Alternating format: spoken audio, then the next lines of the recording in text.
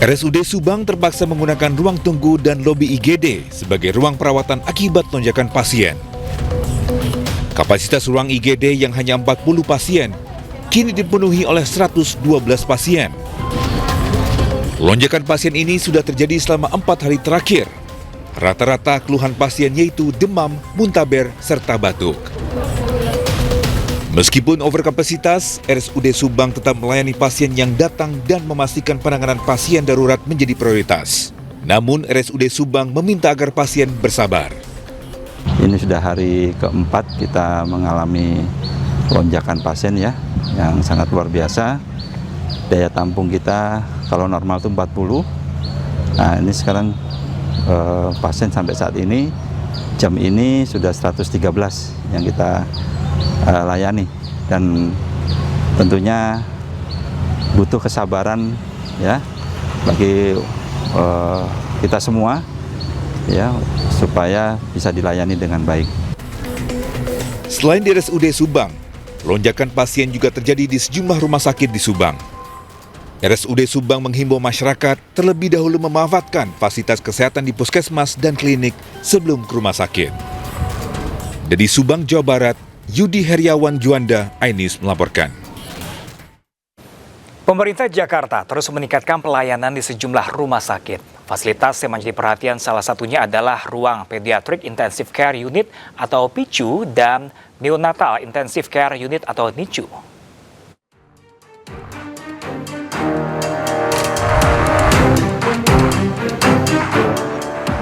Warga yang tinggal di kawasan Kemayoran kini bisa mendapatkan fasilitas kesehatan maksimal. Selain menaikkan tipe puskesmas jadi RSUD, fasilitas kesehatan hingga ruang perawatan terus ditingkatkan. Salah satu RS yang terus berbenah adalah RSUD Kemayoran. Kali ini mereka menambah fasilitas perawatan penyakit parah bagi bayi hingga usia remaja, yaitu ruang PICU dan NICU.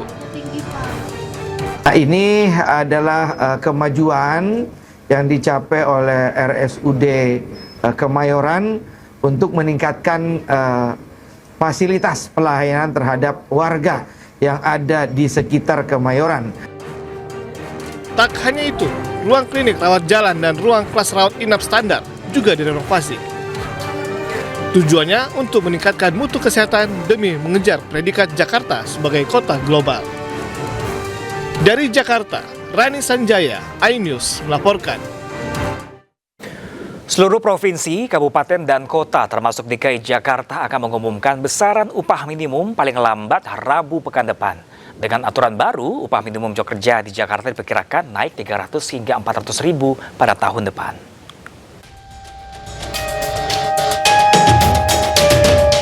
Pemerintah resmi menetapkan peraturan pengupahan sebagai dasar penghitungan upah minimum tahun 2026. Dalam aturan baru, besaran upah merujuk pada angka inflasi, pertumbuhan ekonomi, dan nilai alfa 0,5 hingga 0,9. Angka itu lebih besar dari alfa tahun sebelumnya 0,1 hingga 0,3. Menteri Tenaga Kerja Yasirli menyatakan penentuan UMP sudah mempertimbangkan nilai kebutuhan hidup layak. Formula, tidak ada yang berubah dari formula bahwa kenaikan upah sama dengan inflasi ditambah pertumbuhan ekonomi dikali alfa. Alfa inilah yang diputuskan oleh Pak Presiden, nilainya 0,5 sampai 0,9. Seluruh provinsi, kabupaten, dan kota harus menetapkan upah minimum paling lambat Rabu pekan depan, termasuk Pemprov DKI Jakarta. Dengan formula baru, maka upah minimum di Jakarta tahun depan diperkirakan di kisaran 5.673.000 hingga 5.781.000. Upah minimum itu naik sekitar 300 hingga 400.000 dibandingkan tahun ini sekitar 5.396.000. Besaran itu tidak membuat puas kalangan buruh lantaran dalam tuntutan sebelumnya kalangan buruh meminta kenaikan upah sekitar 8,5 hingga 10,5% atau sekitar 5,8 juta rupiah hingga 6 juta rupiah. Dari Jakarta, Tim Liputan iNews melaporkan.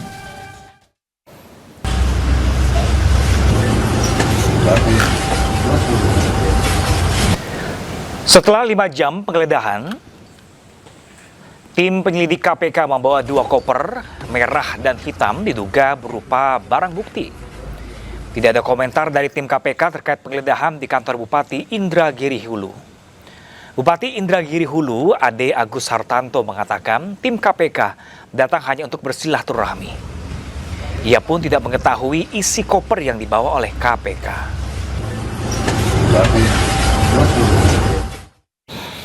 KPK menyegel ruang kerja Bupati Bekasi Ade Kuswara Kunang di komplek pemerintahan Kabupaten Bekasi. Penyidik juga membawa sejumlah berkas penting dari dalam ruangan.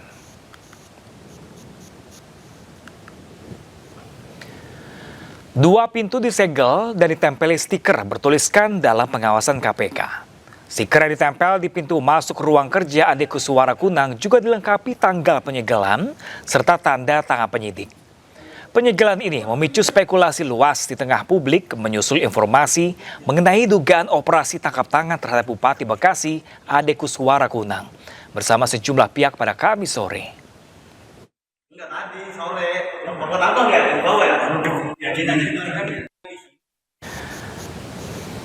Sementara itu, pemirsa, PLT Sesja Mintel Kejagung Sarjono Turin membenarkan adanya OTT jaksa. Dirinya pun memastikan penanganan kasus akan dilakukan secara transparan. Bahwa kami akan menangani perkara ini secara transparan, akuntabel, dan objektif. Pak, izin Pak, Oke. Dua orang yang dimaksud ini yang diserahkan ini apakah jaksa di Kejati Banten, Pak? Salah satunya, kita sendiri juga sudah menetapkan tersangka. Ada 3. Kita ke informasi lainnya, pemirsa. Polda Metro Jaya meminta pihak Roy Suryo CS ajukan pra-peradilan jika tak setuju dengan status tersangkanya usai gelar perkara khusus. Sementara itu, kuasa hukum Roy Suryo menilai polisi tak memiliki kewenangan menetapkan keaslian ijazah Jokowi.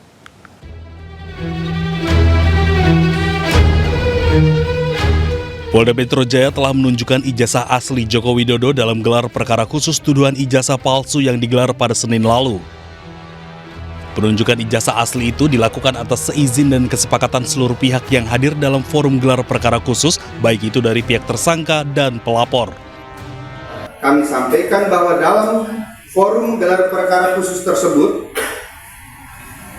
atas seizin dan kesepakatan para pihak dalam forum, penyidik telah menunjukkan ijazah atas nama Joko Widodo yang diterbitkan oleh Fakultas Kehutanan UGM sebagaimana telah dilakukan penyitaan oleh penyidik dari pelapor Bapak Insinyur Haji Joko Widodo. Sementara itu, kuasa hukum Roy Suryo CS menilai penyidik tak memiliki wewenangan menetapkan keaslian dokumen ijazah Jokowi. Selain itu, penunjukan ijazah Jokowi oleh penyidik sekaligus mengkonfirmasi pernyataan Budi Aristiadi yang sebelumnya dianggap menyebarkan informasi tidak benar tentang ijazah Jokowi.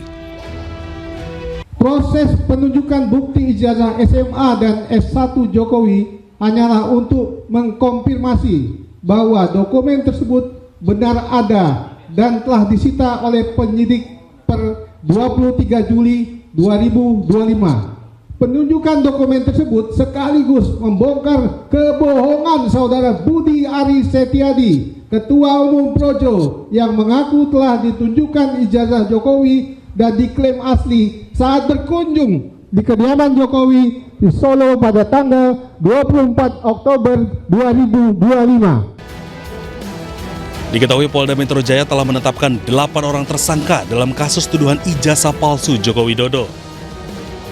Setelah gelar perkara ini, polisi kemudian akan pemenuhan rekomendasi untuk kelengkapan berkas perkara dan segera berikan kepastian hukum. Dari Jakarta dan Helmi Sajembati, iNews melaporkan. Sementara itu, pemirsa, tim advokasi anti kriminalisasi akademisi dan aktivis desak Polda Metro Jaya segera menerbitkan surat perintah penghentian penyidikan kepada para tersangka kasus ijazah Jokowi.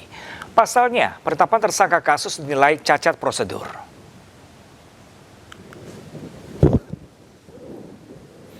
Tim advokasi anti kriminalisasi akademisi dan aktivis menanggapi gelar perkara khusus yang dilakukan Polda Metro Jaya terkait kasus ijazah Jokowi.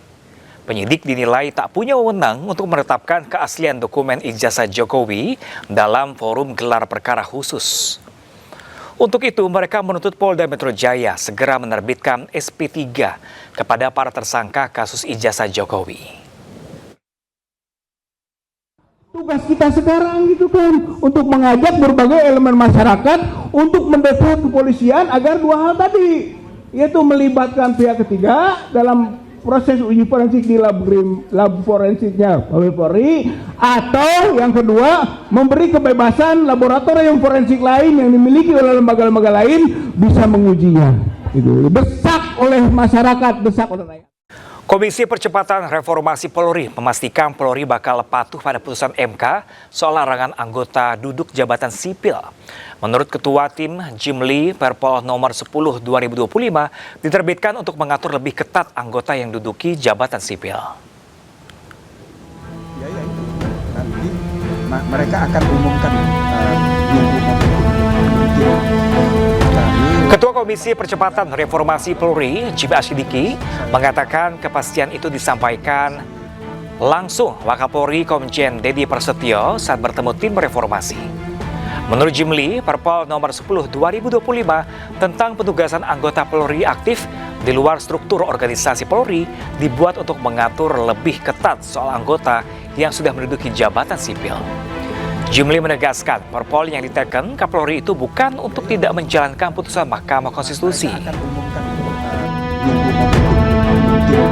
Niat menerbitkan Perpol itu maksudnya itu baik, ialah untuk, ya kan, bukannya tidak menjalankan putusan MK, bukan. Maksudnya itu untuk menjalankan putusan MK sambil mengatur yang sudah menduduki jabatan ini begini diaturnya begitu.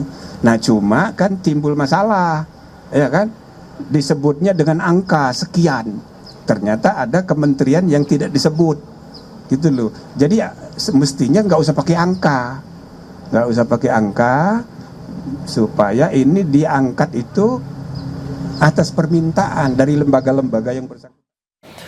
Kapolri mengeluarkan peraturan nomor 10 tahun 2025. Dalam peraturan mengatur 17 kementerian dan lembaga yang bisa dijabat anggota Polri aktif.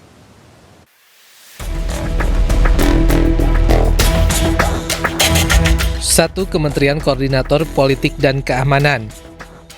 2, Kementerian Energi dan Sumber Daya Mineral. 3, Kementerian Hukum. 4, Kementerian Imigrasi dan Pemasyarakatan. 5, Kementerian Kehutanan. Lalu 6, Kementerian Kelautan dan Perikanan.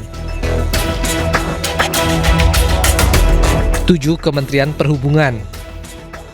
8, Kementerian Perlindungan Pekerja Migran Indonesia.